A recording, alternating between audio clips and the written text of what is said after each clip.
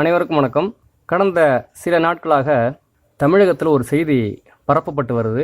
தமிழகத்தில் எப்படின்னா ஊடகத்தின் மூலமாகவும் மற்றும் இந்த பாஜக கும்பல், அடுத்ததாக பாஜகவின் கைக்கூலியாக செயல்படும் நாத்தாக்க செபஸ்டியன் சைமன் கும்பல், இவர்களால் ஒரு செய்தி பரப்பப்பட்டு வருது. அது என்னன்னா, தமிழகத்தில் தமிழ் கற்றல் சட்டத்திற்கு எதிராக தற்போதைய ஆளும் அரசு செயல்பட்டு வருகிறது, அதாவது மாநில அரசு செயல்பட்டு வருகிறது என்று அந்த செய்தி தான். சரி, தமிழ் கற்றல் சட்டம்னா என்ன அப்படிங்கிறத பற்றி நம்ம முதல்ல பார்த்துடலாம். தமிழ் கற்றல் சட்டம் அப்படின்னா என்னென்னா, தமிழகத்தில் இயங்கி வரும் அனைத்து பள்ளிகளும் கண்டிப்பாக தமிழ் மொழி பாடத்தை, அதாவது ஒரே ஒரு தமிழ் மொழி பாடத்தை கட்டாயமாக படிக்க வேண்டும் என்பது அந்த சட்டம். அந்த சட்டம் யாரால் இயற்றப்பட்டது அப்படின்னா, கடந்த 2006ஆம் ஆண்டு திராவிட முன்னேற்றக் கழகம் ஆட்சியில் இருக்கும் பொழுது கருணாநிதி அவர்களால் அந்த சட்டம் இயற்றப்பட்டது. அந்த சட்டத்தின்படி தமிழக எல்லைக்குள் இருக்கும் அனைத்து பள்ளிகளிலும், அதாவது தமிழ் வழி கல்வி, அதில் கண்டிப்பாக தமிழ் இருக்கும், அடுத்ததாக ஆங்கில வழி கல்வி, அடுத்ததாக மொழி சிறுபான்மையினர் நடத்தி வரும் பள்ளிக்கூடங்கள், அடுத்ததாக அரசின் மூலமாக, தமிழக அரசின் மூலமாக இயங்கி வரும் மொழி சிறுபான்மையினருக்காக ஏற்படுத்தப்பட்ட கல்வி நிறுவனங்கள் அனைத்திலுமே இந்த தமிழ் கற்றல் சட்டம் கட்டாயமாக நிறைவேற்றப்பட்டது. அது என்னவென்றால், ஒரு தமிழ் பாடம் கண்டிப்பாக இருக்க வேண்டும், மொழி பாடமாக தமிழ் இருக்க வேண்டும் என்பது அந்த சட்டம் கூறுகிறது. அந்த சட்டம் எப்படி இயற்றப்பட்டது என்றால், அந்த 2007ஆம் கல்வியாண்டிலிருந்து 1ஆம் வகுப்பிலிருந்து ஒவ்வொரு ஆண்டாக தமிழ் மொழிப்பாடம் கூட்டிக் கொண்டே வர வேண்டும் என்பதுதான் அந்த சட்டம் கூறுகிறது. அதன்படி என்ன நிகழ்ந்தது என்றால், 2006ஆம் ஆண்டு அந்த சட்டம் நிறைவேற்றப்பட்டது.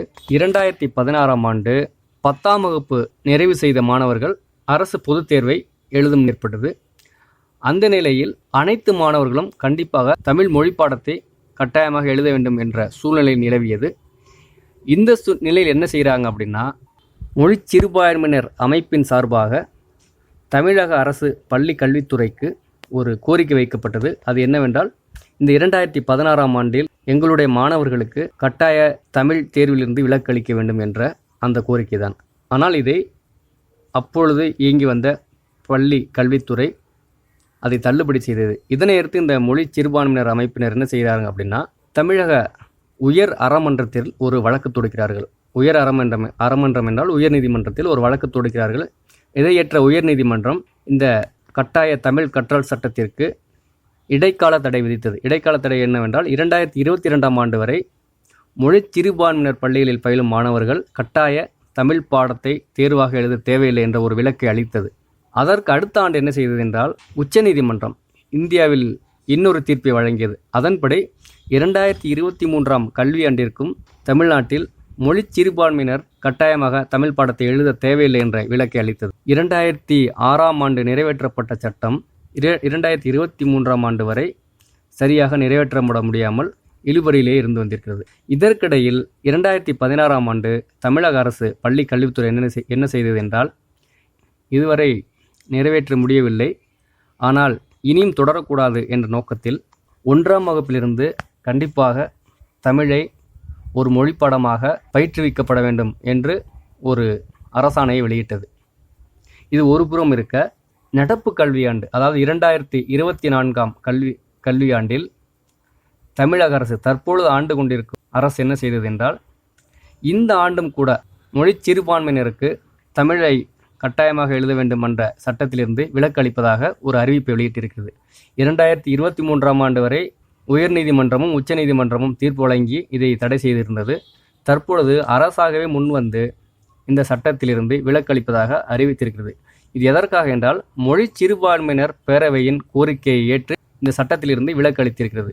எதனால் என்றால், தற்பொழுது தேர்தல் வரும் வேளையில் வேற்றுமொழியைச் சேர்ந்தவர்கள் திராவிட முன்னேற்றக் கழகத்திற்கு வாக்களிக்க வேண்டும் என்ற அந்த நோக்கத்தில் தான் இந்த சட்டத்திலிருந்து விலக்களி அறிவித்திருக்கிறார்கள் என்பது பச்சையாக தெரிகிறது. சரி, இந்த மொழி சிறுபான்மையினர் அப்படின்னா யாருன்னு ஒரு கேள்வி எழும். அது யாரும் கிடையாது, தமிழகத்தில் வாழ்ந்து கொண்டிருக்கும் வேற்றுமொழியைச் சேர்ந்தவர்கள், குறிப்பாக தெலுங்கர்கள், கன்னடர்கள், மலையாளி மற்றும் உருது பேசும் இஸ்லாமியர், இவர்கள் மொழி சிறுபான்மையினராக கருதப்படுகிறார்கள்.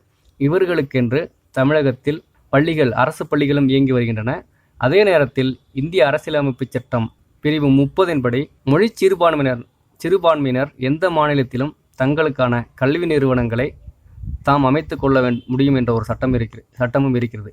இதன் அடிப்படையில் தான் இவர்களுக்கான பள்ளிகள் இயங்கி வருகின்றன. இவர்களுடைய கோரிக்கை தான் எங்களுக்கு தமிழை கட்டாயமாக ஆக்கக்கூடாது, எங்களுடைய தாய்மொழியில் மட்டும் நாங்கள் படித்தால் போதும், எனவே இந்த சட்டத்திலிருந்து விலக்க வேண்டும் என்று இவர்கள் இவ்வளவு நாட்களாக போராடி வருகிறார்கள், கோரிக்கையை வைத்து வருகிறார்கள். இதுவரை நடப்பு கல்வியாண்டு வரை இவர்களுடைய கோரிக்கையை ஏற்று அறமன்றங்களும் மற்றும் ஆளும் அரசும் இந்த கட்டாய தமிழ் கற்றல் சட்டத்திலிருந்து விலக்கு அளித்திருக்கிறது. இதுதான் தற்போதைய சூழ்நிலை. ஆனால் எதிர்வரும் கல்வியாண்டில் கண்டிப்பாக தமிழ் கற்றல் சட்டம் நடைமுறைப்படுத்தப்பட்டு கண்டிப்பாக 10ஆம் வகுப்பு பொதுத் தேர்வில் தமிழ் பாடம் எழுதியே தீர வேண்டும் என்ற ஒரு நோக்கத்தில் அரசு செயல்படும் என்ற ஒரு செய்தி வெளியாகி இருக்கிறது. இந்த திராவிட ஆட்சியாளர்கள் என்ன செய்கிறாங்க அப்படின்னா, தமிழ் அப்படின்னு சொல்லிட்டு அதற்கான உருப்படியான செயல் திட்டங்களோ அல்லது ஏதாவது ஒரு நடவடிக்கை இதுவரை எடுக்கலை. குறிப்பாக தமிழக அரசின் சார்பில் தமிழ் வழியில் பயிலும் மாணவர்களுக்கு எந்த ஒரு சிறப்பு இடஒதுக்கீட்டையும் இதுவரையும் சரியாக கொடுக்கவும் இல்லை. அவர்களை ஊக்குவிக்கும் வகையில் எந்த ஒரு செயல் திட்டத்தையும் அரசு இதுவரை செயல்படுத்தவில்லை. அது ஒரு மிகப்பெரிய பிழை தான். இரண்டாவது, தமிழ் ஆசிரியர்களுக்கு ஒரு சிறப்பான ஒரு மதிப்பையும் வழங்குவதில்லை தமிழக அரசின் சார்பில். இது அரசினுடைய பிழைதான், குறிப்பாக அந்த திராவிட கட்சிகளின் பிழைதான். இது ஒரு புறம் இருக்க, இந்த பாஜக கும்பலும் செபஸ்டியன் சைமனும் என்னமோ தமிழிற்காக குரல் கொடுப்பது போல் இந்த ஒரு செய்தியை பரப்பி வருகிறார்கள். பாஜக எப்பொழுதுமே தமிழ் மொழி அளிக்கும் செயல்பாட்டில் தான் இறங்கும். ஏனென்றால் அவர்களுடைய தாய்மொழி சமஸ்கிருதம் தான். சமஸ்கிருதம், இந்தி, இதற்காகத்தான் அவர்கள் போராடுவார்கள். இது அனைவரும் அறிந்த ஒரு செய்திதான். ஆனால் செபஸ்டியன் சைமன் எதற்காக பாஜகவின் ஒரு முகமாகவே செயல்படுகிறார் என்றால், அவர் பெற்ற கோழிக்கு வேலை செய்து ஆக்க வேண்டும், அந்த நோக்கத்தில் தான் செயல்படுகிறார். இருந்தாலும் என்னுடைய சார்பில் செபஸ்டியன் சைமனுக்கு ஒரு கேள்வியை முன்வைக்க விரும்புகிறேன். செபஸ்டியன் சைமன் இதுவரை தாய்மொழி வழி கல்விக்கு ஆக்கப்பூர்வமான ஒரு செயல் என்ன செய்திருக்கிறார்? குறிப்பாக செபஸ்டியன் சைமன் கட்சியில் இருக்கும் தம்பிகள் அவர்கள் வீட்டில் வளரும் குழந்தைகளை தமிழ் வழி கல்வியில் சேர்த்திருக்கிறார்களா? இந்த கேள்விக்கு அவர்கள் பதில் சொல்லியாக வேண்டும். இரண்டாவது, செபஸ்டியன் சைமன் தன்னுடைய குழந்தையை தாய்மொழி வழி கல்வியில் பயில வைப்பாரா? இந்த கேள்விக்கு செபஸ்டியன் சைமன் கும்பல் கண்டிப்பாக பதில் சொல்ல வேண்டும். அதற்கு பிறகு நீங்கள் மற்ற ஒரு அரசை பற்றி நீங்கள் குறை கூறலாம். நான் இந்த செய்தியை பகிர்ந்ததற்காக நீங்கள் என்னை திராவிட கைக்கூலி என்று வசைபாடக்கூடும். நான் ஒருபோதும் திராவிட கைக்கூலியாக இருக்க மாட்டேன். நான் தமிழ் தேசியத்தை விரும்பும் ஒருவன், தாய்மொழி தமிழை விரும்பும் ஒருவன். எனவே நீங்கள் தவறாக இப்படி வசைப்படுவதை விடுத்து என்னுடைய கேள்விக்கு செபஸ்டியன் சைமன் கும்பல் பதில் கூறுமாறு கனிவுடன் கேட்டுக்கொண்டு மீண்டும் அடுத்த பதிவில் இணைவேன். நன்றி, வணக்கம்.